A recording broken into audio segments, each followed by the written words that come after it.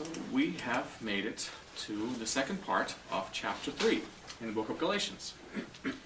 And so just as a matter of brief review, remember in the end of this section that we studied previously, Shaul has talked about the blessing-curse symbolism. As he explained Yeshua's sacrifice in the very last verses that we read in light of the Abrahamic covenant, and how it is a blessing to both Jews and Gentiles. And you remember we talked about the relationship of these things and how they work, and we talked about the relationship of how the blessing works to both, and how the gift of the Spirit comes to the Jews, but as the Abrahamic covenant can be fulfilled. But it has to be fulfilled with the participation of Gentiles. So that's Shaul's vision. So now what Shaul does is he moves on to the possible objections to the kinds of teachings that he has been talking about. Because remember, in this particular book, what Shaul deals with is he deals with teachers who came in from the outside, started teaching other things, and now that they have taught these things for a while, there's an opportunity for him to set the record straight and to show that his teaching is different. So he's sort of arguing with their teaching. And the argument is not direct, it's indirect. He's making an appeal to his disciples saying, don't listen to these people because they teach this, but I have taught you this, and you know this already from experience. So that's what he does. So now he moves to the possible objections that people might have to the kinds of teaching that he just unfolded in the first part of 3rd chapter. Because he knows that his disciples probably heard some of those arguments, and that's probably why they're confused. So he has to explain how God's covenant work. And so he's going to specifically speak now about God's covenants and their interaction. Now he's using human examples, and he basically says that that's how it works for a reason. So let's start in verse 15 and read 15 through 18, and we'll stop there and discuss several of those verses. So Galatians 3, 15 through 18. Brethren, I speak in terms of human relations, even though it is only a man's covenant, yet when it has been ratified, no one sets it aside or adds conditions to it.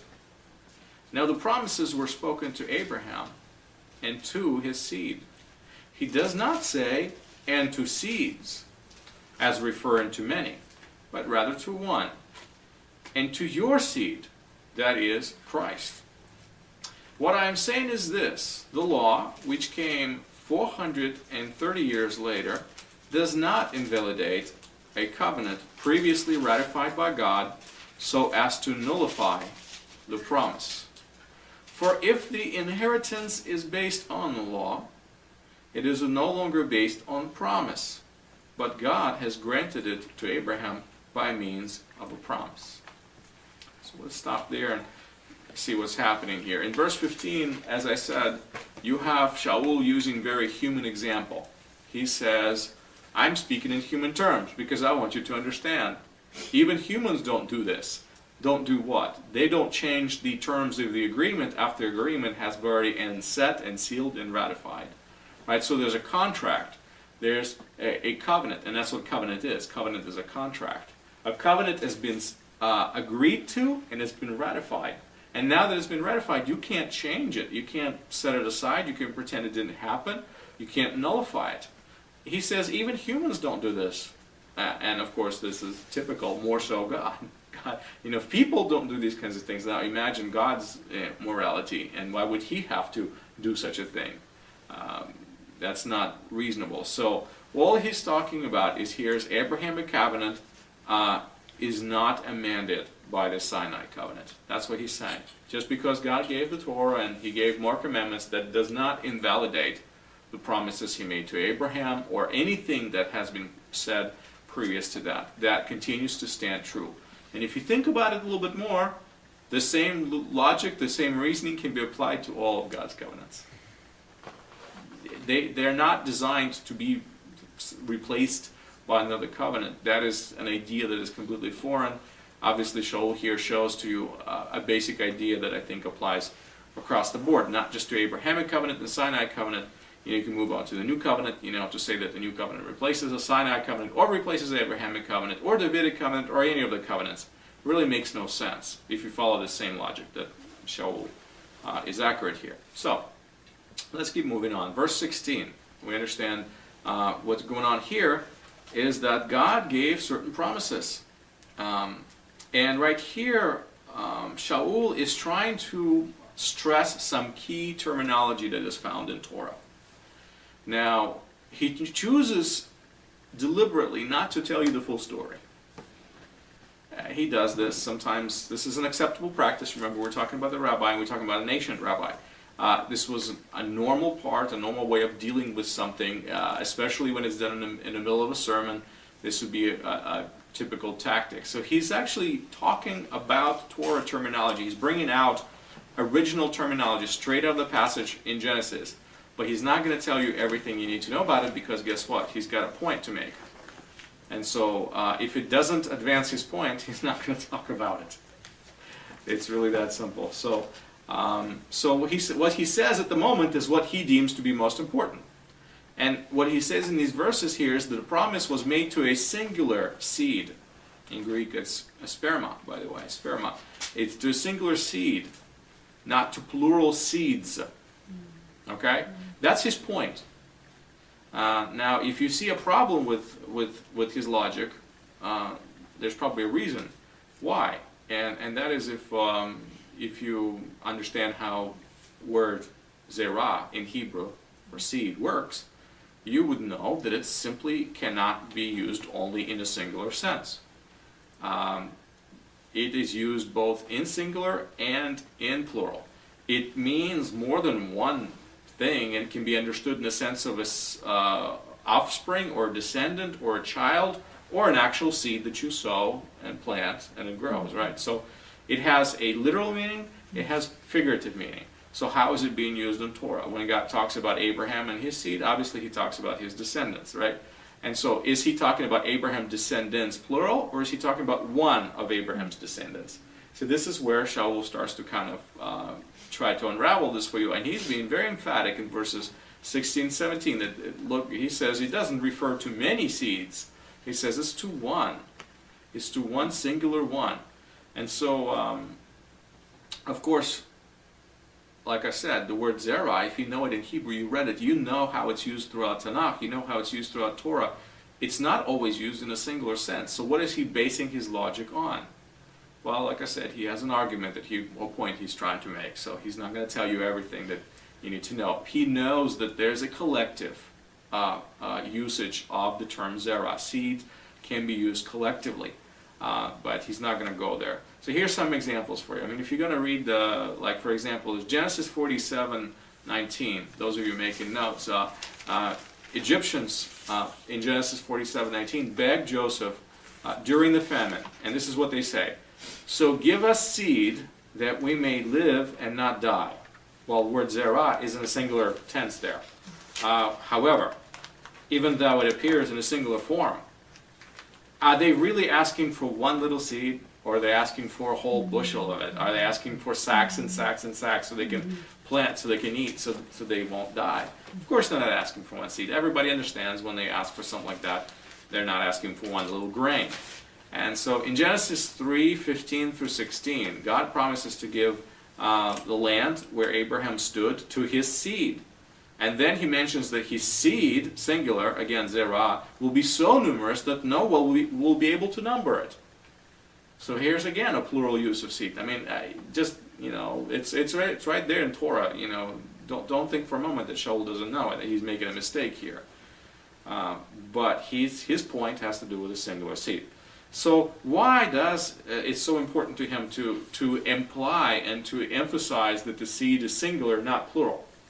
Well, it's very simple. Of course we know it's both, but for Shaul's point, he needs to emphasize the singular meaning. And what he's essentially saying is that this passage that you read in Genesis, this passage of Torah that I'm quoting right now, what he says, it promises God's descendants, but this is a messianic passage. He wants you to see the messianic side of this promise. And that's why he says seed singular. Okay? Because in a normal sense we understand descendants plural. But he says, I want you to see the side of the Messiah. So in Genesis 3:15, where, for example, we read that God says, I'm going to put an enmity between Eve's seed and between serpent's seed. Remember that? Mm-hmm. Again, singular. You know, so are we just talking about one person, one child, one offspring? Or is this something perpetual that's going to happen? Are we talking about Messiah? Yes. When most people read Genesis 3:15 and they see the enmity between Eve's seed and serpent's seed, how do they interpret it? They interpret Eve's seed as Messiah. So they read Genesis 3:15 purely messianically. They don't go to think that that means all descendants of Eve, although that is a plain meaning, as plain as day, that should always be considered. But still, most people look at it and they say, you know what, this verse probably has more messianic intent than anything.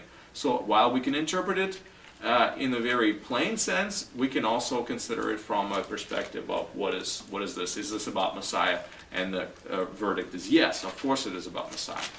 Another place is like 2 Samuel 7:12, where David is promised a descendant to rule after him forever.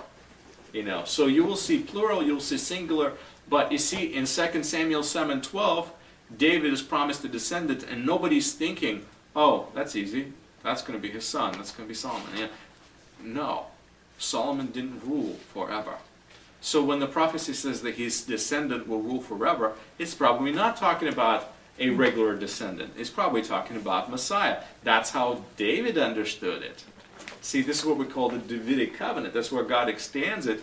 And up to this point, he's promised that Messiah will come out of Judah, but now he narrows down the promise and he says not only he's going to come from Judah, he's actually going to come from David, from you, David, from your line. The Messiah is going to come. So there's this narrowing down. David hears this promise, and that's how he understands it in the messianic sense. Not that I'm going to have Solomon, and Solomon is never going to die.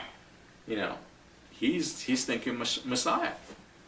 So this is how Shaul exactly wants us to see it. He chooses to highlight this one meaning against the other for the sake of his point. He knows about the collective meaning. He knows about the plurals and the singulars. You know, he knows God's word very well, but it works into his argument to highlight the singular at this point.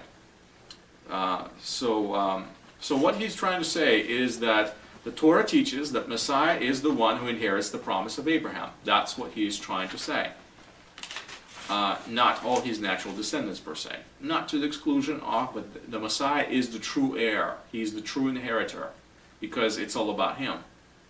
So then logically, if Messiah inherits it, then he holds it, right? He has it. And anyone that he would want to give this promise to, or anybody who would want to have this promise, would have to come to him, to Messiah, to get the promise. Because if he inherited it and he holds it, then the only way to get it is from him. Because it's no longer in Abraham's hands. Now he went to his descendant, to his seed, the seed, if you want to call it that way. So, and that's the idea. That's the promise made to Abraham, and now the Spirit, God's Spirit, the presence of God's Spirit, serves as this sign of the fulfillment of this covenant. So the person who receives God's Spirit obviously got the promise. And the promise can only come to the Messiah. So the person who receives the Spirit is obviously connected to Messiah, and Messiah is the one who gave him the Spirit. Because the Spirit is the fruit. It is the last final stage. It is the blessing that is, after all blessings, of Abrahamic covenant. It's the culmination of all things. Having God, having His presence, having that close relationship, you know, it's the ultimate fulfillment of all things promised to Abraham. So you can understand now how Shaul weaves this argument. So that's the understanding of the covenant he wants to highlight, of how it works.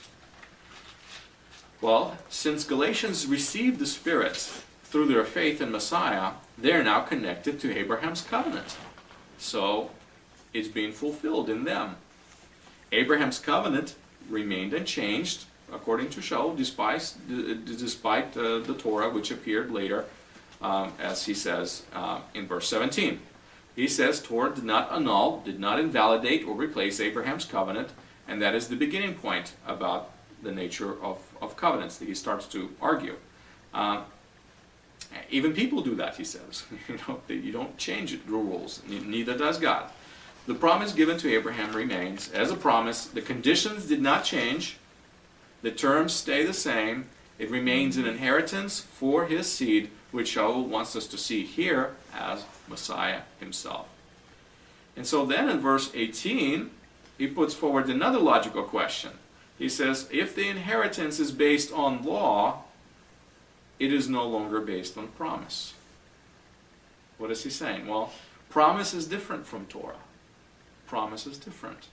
By definition, Torah has to be fulfilled and followed in order for anyone to benefit from it. If you don't follow Torah, you receive no benefit. Torah is connected to obedience. The promise is different in the sense that it does not require obedience, but belief, trust, reliance, knowing that it's coming. It's already been promised, and if it's been promised, it will be coming your way. God did not give his covenant to Abraham through obedience to commandments, but simply as a promise. Simply as a promise. Abraham trusted God's character, and on this he bases his inheritance. It will be given to him and to his seed as a gift, not as something that he earned. You see, Abraham is not getting the promise to him because he did something for God. All he did was believe. All he did is have faith and trust that God is consistent with his words. So the promise comes his way. If his inheritance is based on the obedience to Torah, says Shaul, then what was said to Abraham is not really a promise because there are strings attached now. You see, it's conditional. If one has to earn the inheritance by obedience, then it's really not a gift, but wages. It's a payment. It's a salary, if you want to say it that way. One has to earn it. So that's a big point that he's trying to make here. And of course, he's talking about the differences between the covenants, the difference between covenant at Sinai and the difference between covenant Abraham. Again, all of that becomes evident if we study carefully the section of Genesis where Abraham actually receives those promises. But that's where we stop right there in verse 18. So now we're going to roll along into verses 19 and 20 and look at them as a unit here. Let's read 19 and 20. Why the law then? It was added because of transgressions, having been ordained through angels by the agency of mediator, until the seed would come to whom the promise had been made. Now a mediator is not one party only, whereas God is only one. So here's verse 19. It says basically that Torah was added because Israel needed guidance and to keep Israel close to God and to preserve Israel from self-destruction. Because that's what happens if we're left to our own devices. We'll self-destroy ourselves. God knows us very well, so he gives Torah to Israel as a protection. The purpose of Torah was to instruct in proper behavior. Torah regulates the relationship between people and their interaction with God. It is necessary, it says, until the time the seed to whom the promise belongs would come.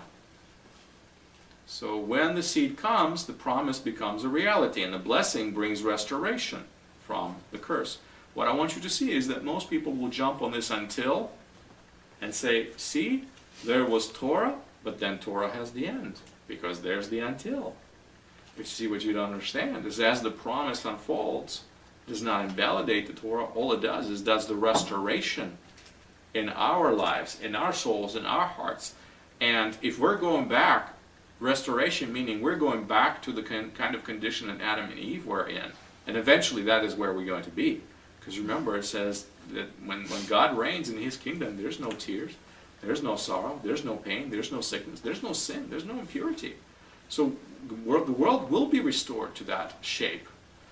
We understand that we are in process of being restored, but what has happened? Because the promise is starting to act. The promise is starting to work. And we're in that process of restoration.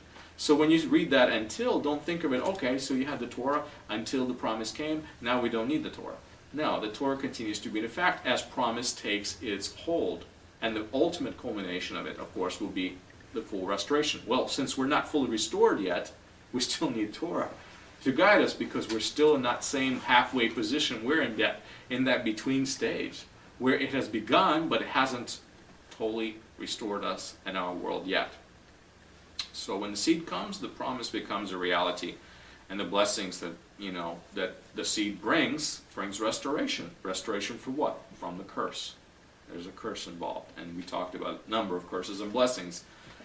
In other words, the Torah helps one to live in a world that is not at all restored, the world under a curse.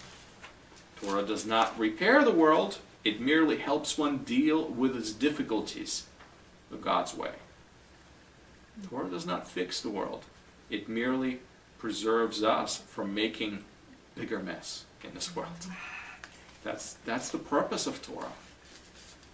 And so, yes, we are called to fix this world and try to do our best, but in a sense, you have to think of Torah in Shaul's teaching here as a restraining power. That's what he's trying to say in his verses. And then that verse 20 about the mediator and being one, and God is one, and I want you to realize that all he's talking about here is he's talking about the supremacy of Abrahamic covenant. He talks about, he likes to highlight and say how it's better. You've already seen it, that Torah has curses and Abrahamic covenant doesn't have curses. We already talked about that earlier. So now he's trying to highlight that, look, there was a mediator that stood between Israel and God, right? And there's that mediator of the covenant at Sinai, but guess what? There was no mediator between Abraham and God. It was God himself. You see, and Abraham was asleep when the covenant was made. So there was nobody standing in between. And so all Shaul is trying to say, this is a kind of a backwards, logic for people who don't think in an Eastern way intuitively, because what he's trying to get to is he's trying to show how much better Abrahamic covenant is, how different it is from Sinai covenant, how that being first and original, how it was so much more different, meaning there wasn't anybody standing between God and Abraham. It was just God and Abraham, and then God is the one who makes the covenant all by himself while Abraham is asleep, so there's no mediator, because God is one. He's there. So it's his covenant all the way. It's like he's almost the sole party, but the Abraham becomes the beneficiary of the covenant. But God is the only one who's making a covenant almost with himself, because Abraham is asleep. That's what happens. So again, that's what this comment is really about. It's connected to the idea of the Abrahamic covenant, because he keeps jumping back and forth to these ideas and coming back to the same theme all over again. So that's the verse up to verse 20. Now let's forge into the next passage, 21 through 25. Let's read that. Is the law then contrary to the promises of God? May it never be. For if a law had been given which was able to impart life, then righteousness would indeed have been based on law. But the Scripture has shut up everyone under sin, so that the promise by faith in Jesus Christ might be given to those who believe. But before faith came, we were kept in custody under the law, being shut up to the faith which was later to be revealed. Therefore, the law has become our tutor to lead us to Christ, so that we may be justified by faith. But now that faith has come, we are no longer under a tutor. Pretty heavy, pretty important passage. Also, one of the passages is being grossly misunderstood. So it's important to make sure we have clarity on these verses. Verse 21 asks another rhetorical question that Shaul promptly answers. That's what he does. He's a rabbi. He asks questions that he answers them himself. Is Torah against, he asks, or contrary? Greek uses preposition kata. Kata means opposite, against, again. Is it opposite? Is it contrary to the promise? And of course his answer is emphatic no. No way. That's what he's saying. The law and promise are not in competition with each other because they have different functions. See, we've already been talking about the function of the Torah now, and you started to see the glimpse that They are different things, and so they're not competing. They don't cancel each other out because they don't need to. They're not against each other. They have different functions. The law is not able to impart life. It's not able to revive. It's not able to make one alive, literally. That's what we're talking about.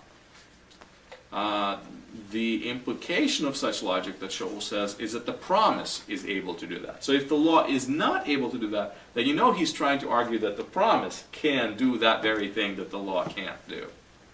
Now what in the world does he mean by that?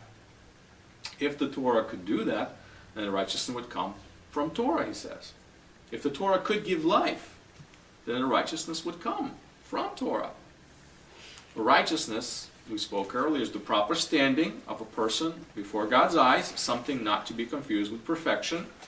To be justified means to be acquitted, to be exonerated, and that's what it means to be righteous. So Torah does not give life, it does not enliven a person, it does not make one alive. What does it mean by that? Well, what he's trying to say is Torah sustains life. It doesn't give life. It doesn't make you alive. It does not rejuvenate you. It doesn't begin that. It keeps it up. It sustains it. Torah does not bring restoration to the one who does not know God. Torah does not give life to someone who is dead to God. You see? The purpose of the Torah, you have to understand. What is it? Shaul compares it to a mirror. And mirror does not clean our face or combs our hair. We need other items for that purpose. Mirror only shows us what is wrong and directs us how it should be addressed. But the actual implements and the tools with which we address it is not the mirror itself. So we need something else. And that's what he's trying to say. Look, that's why there's Torah. And that's why there's promise. They're different things. Observing commandment of Torah does not create or initiate a relationship with God. It does not automatically forge a connection with God who gave those commandments. Just because somebody starts following the Torah doesn't mean they're alive with God. Doesn't mean they know God. They're simply following the rules. That's what he means when he says that, listen, Torah does not give life. It's not able to give life. You have to be alive to God first. Torah maintains those relationships. It maintains a good life with God. So a mere simple mechanical adherence to the rules does not guarantee a relationship with the one who gave those rules. This is not the function of Torah. It is a function of faith, according to Shaul. That's what faith does. Faith initiates a live relationship with God. A person becomes alive to God, alive to the supernatural reality that exists in this world when he exercises that faith. That's how Shaul explains it. Faith, belief, trust in God makes a person spiritually alive. And for Gentiles, the promise has this function, because the promise of Abraham is for Gentiles. And it is connected and tied closely to the Messiah. See, because Israel has a relationship with God based on the previous covenant that God made with the forefather Abraham. So there's that promise of life and that connection that exists. But God never made covenants with the nations of the world. So how can they get life? And how can they exercise faith? And faith in what? They have to be plugged in and connected to the Abrahamic covenant. The Abrahamic covenant becomes the vehicle by which faith can enter a life of a person and can make one alive to God and be a fulfillment of those very promises that were given to Abraham. That is Shaul's thinking. That is what he's dwelling on. And that is why Torah and promise are not in competition with each other. It's all tied to the Messiah. They exist for different purposes. Now let's look at verse 22 here. It gets a bit more complicated. Torah and promise actually work together. Now Scripture is, of course, is another word for Torah here. It says the Scripture has shut up everyone under sin. So it says right here that Torah has imprisoned, confined all things under sin. Notice this, not just people, by the way, but all things. the entire world, the entire creation. We talk about this world being cursed. It has been confined under sin. Once sin entered the world, the whole world received the curse from God. It's broken. It's not working the way it should be. So if you remember Genesis, the entire world was cursed when Adam and Chava sinned. The ground was cursed. Remember, he says you're going to work, and you're going to work that ground, and you're going to struggle and huff and puff, and it's going to be difficult for you. Well, the ground will produce all kinds of thorns and thistles, and it's not going to be easy. So the earth was cursed. I mean, the environment in which we lived is cursed. And so when we talk about restoration, obviously we're talking about restoration not just of us and our souls and our beings, but we're also talking about the restoration of the whole world to that previous condition. So the entire world has been confined, imprisoned under sin, is what Shaul was talking about. All things, really, he's being all-encompassing here. Torah convicts of sin, and the reason why it convicts us of sin, so that the promise can manifest itself. You see, when you realize what's wrong with you, and you realize that you go in circles and circles and circles trying to solve a problem that you can't solve, because you can't stop sinning. You can't stop and fix yourself. You realize after a while you need God's help. And that's when promise enters in. Because you are starting to believe in that which God has promised, that He will restore you. Mm-hmm. And so by believing in the fact that the restoration is possible, and it only comes from God, you are starting to embrace that very promise. And you're becoming actively involved with that promise. And so it can manifest itself in your life. So a promise can be given to people, Shaul says, by faith in Yeshua. Is that what he says? You guessed it. Yeshua's name here is once again is in genitive. Is it by faith in Yeshua that you receive the promise? So what it takes is believing in Him, because I know that's what a lot of people have heard. But genitive case means possessive. Look it up in Greek. His name appears in this possessive case, and that means it's not faith, but it means it's faithfulness, probably, because we talked about faith meaning more than one thing. So the more precise translation would be that the promise can be given to people by the faithfulness of Yeshua, not by faith in Yeshua. By the faithfulness of Yeshua. See how a genitive case changes everything? We talked about this earlier, but I'm not going to bring that up again. But this is one of those cases, this is one of those situations where, once again, you run into a grammatical construction in the original language that changes everything. So the reason why we receive the promise is because of what Yeshua has done, not because we believe. It's not us doing it again, it's Him.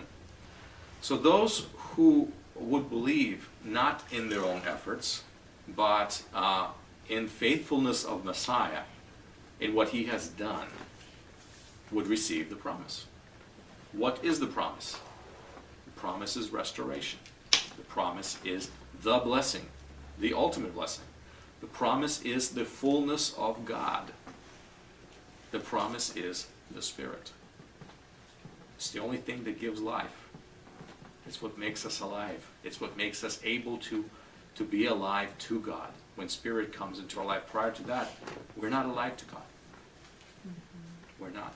So that is, again, understand there's a corporate aspect, and then understand that there is a personal aspect. We talked about this.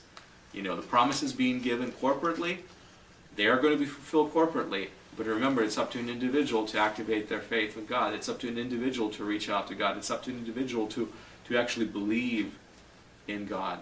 And so while we have scriptures given to Israel and promises given to Israel that all these wonderful things are going to happen, yes, they're going to happen, but only if those individuals actually do the right thing and have belief and faith and reliance in God.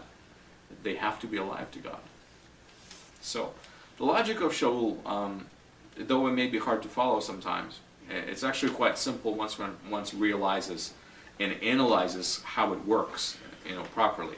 Here's the big picture. Hear me out on this one. Messiah is the seed of promise, God's blessing, restoration, The promise belongs to him, and through him affects the world.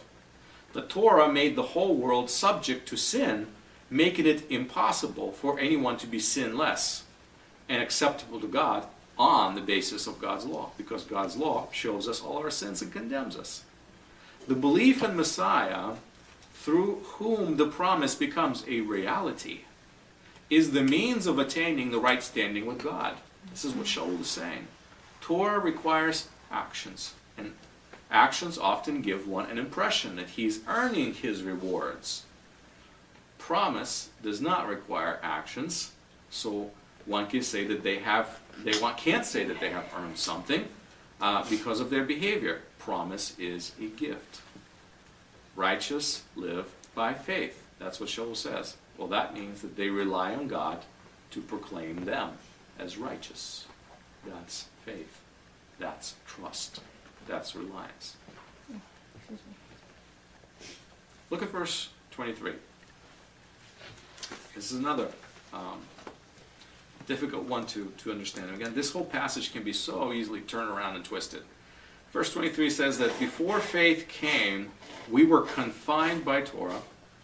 Maybe a strange statement. Shaul here obviously refers to the time before Yeshua. One may think for a moment that there was a time when faith actually did not exist. If you read this verse, it says, and then faith came. We were confined, we were limited, and then faith comes. So if you read this, you'd say, can this be true? Was there such a time where faith did not exist? That it had occasionally, just at some point, has come? Can you think where and how this might be true? Now here's what we should keep in mind, that Shaul speaks of faith in this particular instance in a very specific context. Remember, context is everything. If we understand the range of possible meanings that word can mean, could be a big range, but then we narrow it down to the conversation at hand, and you realize that what he's really talking about is not just faith in general, but he's talking about faith in Messiah. He's not talking about simply about believing or about believing in something or some generalistic idea of faith. He's talking about a particular faith.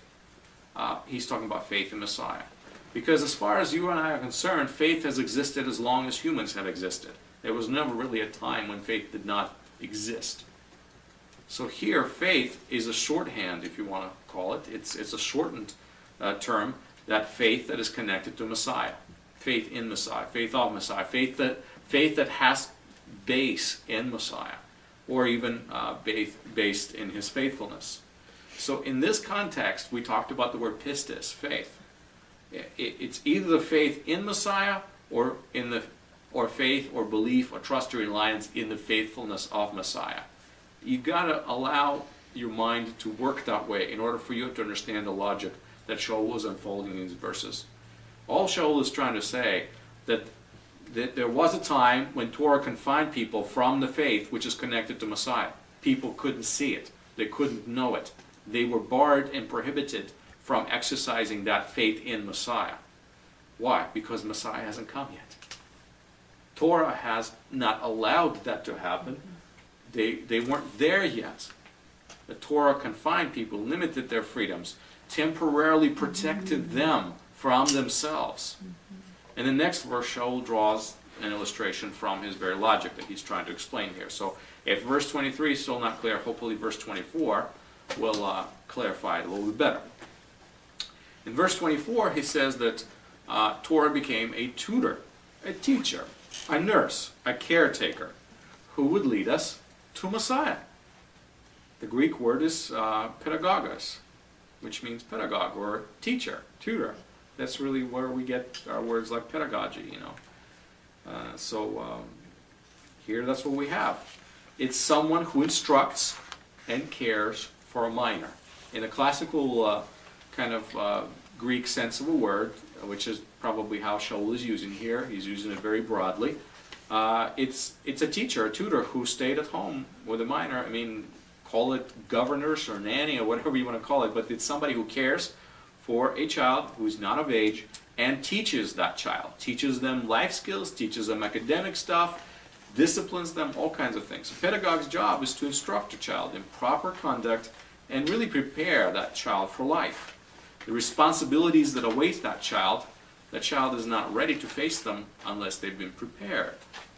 So Torah, by confining everyone under sinful condition, became a tutor, became a trainer to lead people to the understanding of the Messiah. Why? Because the more you deal with your own sin, you realize that it is actually a fallacy to think that you somehow, someday, will be so perfect in your obedience to Torah that you will solve your problem of sinfulness.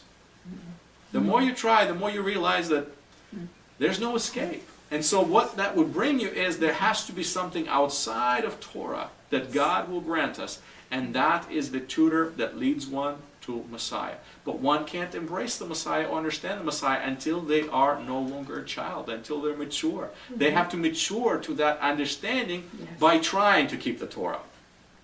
They have to try, they have to fail, they have to go through these permutations and times of sort of say success and failure, and then they will finally realize that it's not possible to do it. I just don't have what it takes, so there has to be something outside. That's what it means when he says Torah is leading one as a tutor to Messiah. So that through Messiah, we now, as mature adults, remember, a child grew up, we who were raised and trained and educated by Torah, now we can be exonerated from all our wrongdoing because we're mature now. We understand how it works. We can be basically exhorted, in our trust in God and the faithfulness of Yeshua. We can be forgiven. It's not simply because our adherence to Torah's guidelines. You see, our adherence alone is simply not sufficient. So Yeshua comes into this situation. And that's what Shaul is trying to show, the interaction between Torah and how it brings people to Messiah. And verse 25 is usually a serious stumbling block to people. Shaul says, "But now that faith came, we're not under the tutor." See, that's right here, that's where people say, oh, they love to preach that verse. Because essentially you can twist it to mean that since Torah was a tutor, and now faith came, faith is something better, and we don't need the Torah anymore. Well, again, that's ignoring even the human explanation, the natural explanation. The faith of Messiah in particular is the context here. Remember, it's not just the faith or some faith. It's the faith in Messiah. Now that faith in Messiah came, we're no longer under the tutor. What does he mean by that? See, we have matured, and Torah was our tutor. He was our caretaker, holding us by the hand and leading us in our daily behavior. A time comes in child life when the child has to behave without the caretaker restraining him and standing over him. The child has to choose to obey the rules because he understands that those rules is not what makes his life miserable, but simply restrains him from all fun, but actually protects him. The child has to mature and choose to do right. The teachers, the educators, the tutors, the disciplinarians in our lives usually are there to whip us into shape, and we fight them and we argue with them, but then eventually we have to come to a realization that the things that they're trying to teach us is really not to destroy us and hurt us, but to help us to become productive, good members of society so that we can function and we can face up the responsibilities that we have in life, the privileges that will be afforded to us. But, I'm sure a lot of small children thinks it's because because their parents don't allow them to eat all the candy there is, that they're somehow confining them, restricting them, and making their life miserable. Well, you mean I have this bucket of candy, I can't eat it all at once?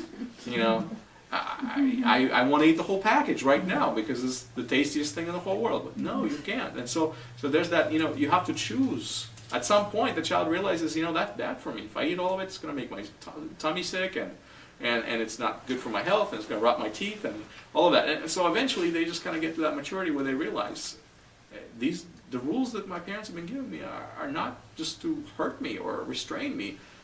They lead me to something good. So a time comes when the child begins to obey, not because he is made to obey and constantly corrected, but because he wants to obey, because he knows what is right, and he wishes to show his love to his parents or his tutor, wherever it may be, the authority figure that's out there. See, with maturity, motivations can change. With maturity only. Children are by nature very selfish beings, we know that. In their minds, the whole world revolves around them and them alone. A true sign of maturity is when a child begins to obey the parent, not because of the threat of punishment or a reward, but simply because he loves the parent who gave him the rules. That's a sign of maturity. When you see that, you know that something is happening, the child is growing up. So this is what Shaul is talking about. He's giving you an example of a pedagogue, of a teacher, a tutor.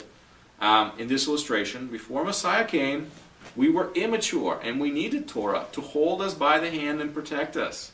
Now we choose to live God's way because we love Him. We don't need the big stick. We do the right thing because we want to. Because we have entered into understanding of why God gave us these things. We do not throw out the rules we learned from Torah away. I mean, you realize when your teachers taught you to cross the street and look to the left and look to the right, when you grew up and you crossed the street without them holding you by the hand, you still kept looking to the left and to the right. You didn't say, well, now that I don't have the teacher, I don't have to walk, I don't have to look to the left or right, I can just cross the street without looking. Wait a minute, what they taught you is common sense. It's good for you. You do that to protect yourself because you realize that they were protecting my life. They're teaching me a life skill. So just because you're no longer holding somebody by the hand, they're not forcing you to do that, doesn't mean you stop doing it. So you see, the function of the Torah in many ways continues, although it is not playing that same role as a tutor. We're not under the tutor anymore. We don't have to do everything the tutor says because he's not standing over us. So we live by the Torah because we love God and see how He loves us and how He sent Yeshua to show His love for us. That's spiritual maturity. So yes, we're not under the tutor. We don't need a nanny. We don't need a caretaker to hold us by the hand and protect us anymore because we do it ourselves now. Because God has given us the knowledge and the understanding that we need to protect ourselves. That's what, again, it's an illustration, it's a picture of what Torah does for us. So that's verse 25. Like I said, a dangerous verse. All right, let's move on to 26. Let's read 26 through 29. 26 says, "For you are all sons of God through faith in Christ Jesus. For all of you who were baptized into Christ have clothed yourself with Christ. There's neither Jew nor Greek. There's neither slave nor free man. There's neither male nor female. For you all are one in Christ Jesus. And if you belong to Christ, then you are Abraham's descendants, heirs according to promise." So here we are. Verse 26, again, capitalizes on the illustration of the child and a tutor. Only now it takes it another step. It says we're sons of God through our faith in Messiah.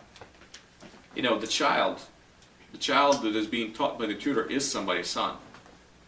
It's just, he just gave charge to the tutor to take care. He gave charge to the nanny to take care. He gave charge to this educator to bring up the son in the proper way. So what he's saying is that you're all sons of God through faith in Messiah.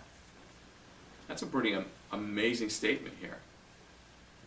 And the phrase here, by the way, is not in genitive. Here, if you look at the grammar, Greek grammar, is dative. So it really does mean faith in Messiah here. It's not of Messiah, it's in Messiah here, very clearly, grammatically. So being sons of God is a privilege available only through Yeshua and His interaction with us. That's what he's trying to say.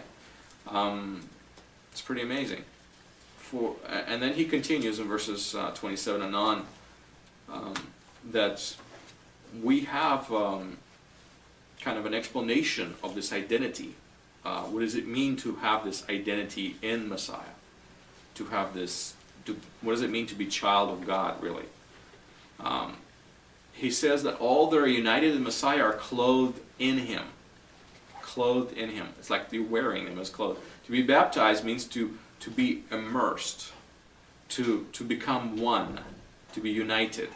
And Shaul says that we wear Messiah as if he was clothing, and because of that, we are more alike than different. We, whoever we are, and we're talking about all these people being mentioned over here in verse 28. Jews, Greeks, men, women, slave, free. What he's saying is we're wearing Messiah. He's the outfit.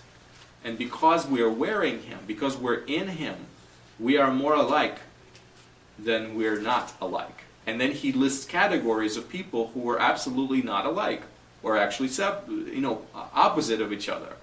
And the reason why he does that, he says that, guess what? The Messiah, he makes us all one. He makes us closer because we're wearing him, we're more like him. And that's what brings us together, despite of our differences. See, our ethnic heritage, whether Jewish or Gentile, are now fused with Messiah and consequently fused with each other because the other people are fused to Messiah as well. You can't just call people your spiritual brothers or sisters of only that group. You're going to have to go broader than that. If he has accepted another person, you're going to have to accept that person as being part of the extended family. Our social status does not divide us. Now, we don't have slaves and free people today in our society, but you can find a correlation, in our society. It doesn't really matter what social status you have, because if you're wearing Messiah, you have so much in common, much more in common than you do than the status that would not make people of different class interact together, really, not make them equal. So if you're socially, we're not equal, then now the Messiah brings you so much closer together that equality becomes actually possible. So our differences, even the gender differences, as significant as they are no longer separate us because of our unity in Messiah. Now he's not talking about there's no more Jews or Greeks or men or women. He's not saying that these categories no longer exist. Guess what? Slavery continued to exist in Shaul's days. He continued to write admonitions on how people should deal with this reality. He didn't say, let's pretend it doesn't exist anymore. It existed. He simply says, look, these differences, even though they exist, they've become minimized because of the unity that Messiah brings us, because we're wearing him as if he was clothed. He's the outer shell, so to say, in us. And of course, God's Spirit. So that union with Messiah affects us all in a very profound and positive way. And then in verse 29, Shaul concludes that if one belongs to Messiah, he is the seed of Abraham in Messiah. Well, what just happened? Because Messiah is the seed, right? So if one belongs to the seed, he becomes one of a seeds. Well, guess what? Because of that union, that relationship, now people become heirs to the promise. Yeshua is the heir to the promise. Now other people become heirs to the promise. Jews alone were seen as the heirs to the promise. And it wasn't clear for a long time to many people how Gentiles would ever receive the promise of Abraham. I mean, actually, how would that happen?